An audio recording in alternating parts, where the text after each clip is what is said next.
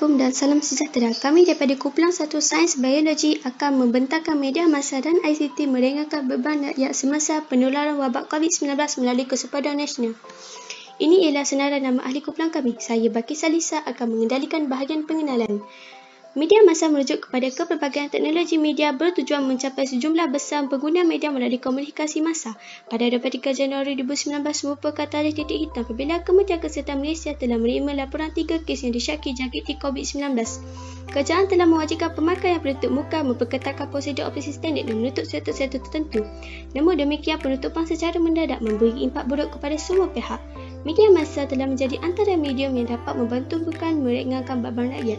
Tambahan pula, sikap membantu rakyat telah membuktikan perpaduan negara ini jelas bertanggungjawab berdepan krisis COVID-19. Antara itu, pendahuluan ini merujuk kepada kajian kami iaitu media massa meringankan beban rakyat semasa penularan wabak COVID-19 melalui kesepaduan nasional.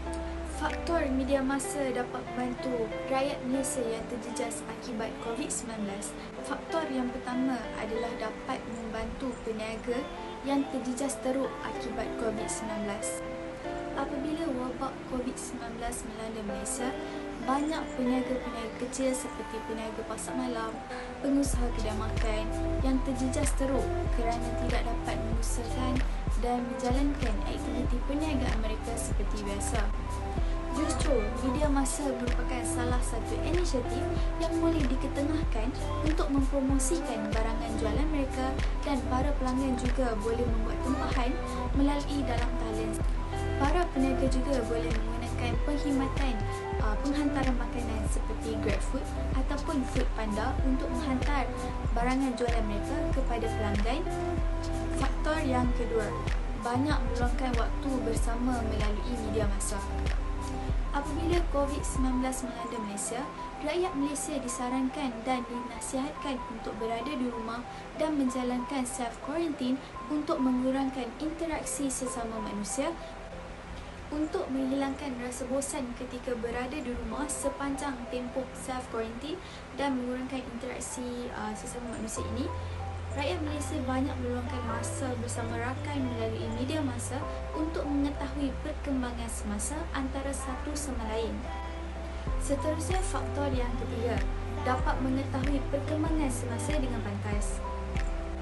Rakyat Malaysia dapat mengetahui status perkembangan semasa COVID-19 dalam maupun luar negara melalui media massa seperti Telegram rasmi dan halaman rasmi Facebook Kementerian Kesihatan Malaysia KKM kerana semua perkembangan semasa akan dikemas kini di situ.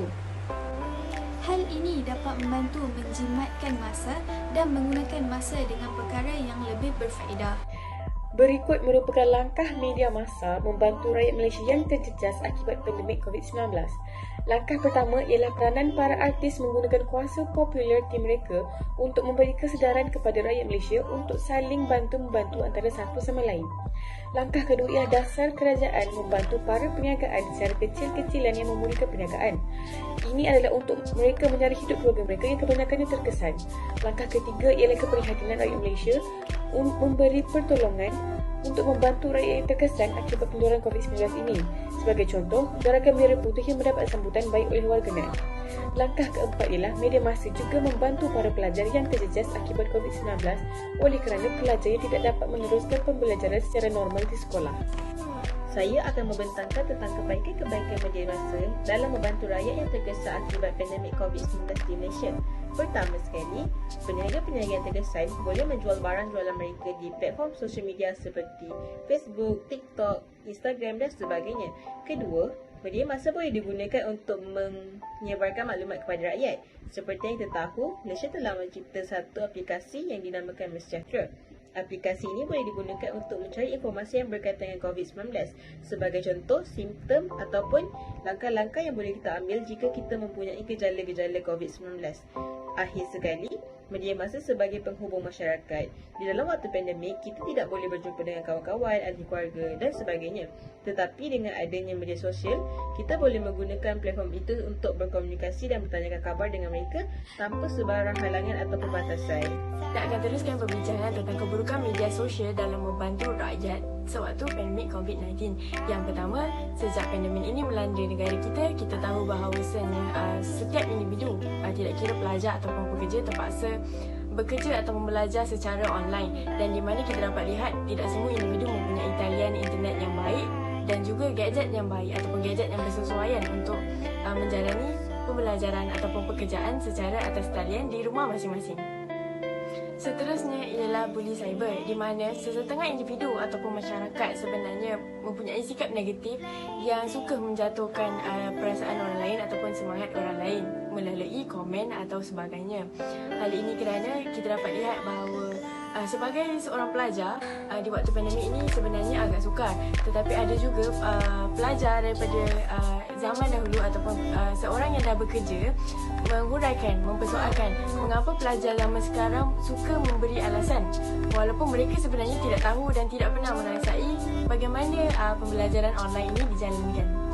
Akhir sekali ialah penyebaran berita palsu, di mana rakyat Malaysia ataupun sesetengah individu ataupun masyarakat sebenarnya suka untuk seperti forward message, di mana di grup WhatsApp maupun grup Telegram, dan mereka apa yang tidak baiknya ialah apabila mereka ingin forward message tertentu, mereka tidak menyimak sama ada berita itu sahih ataupun tidak, dan sebenarnya mereka secara tidak sedar telah menyebarkan fitnah.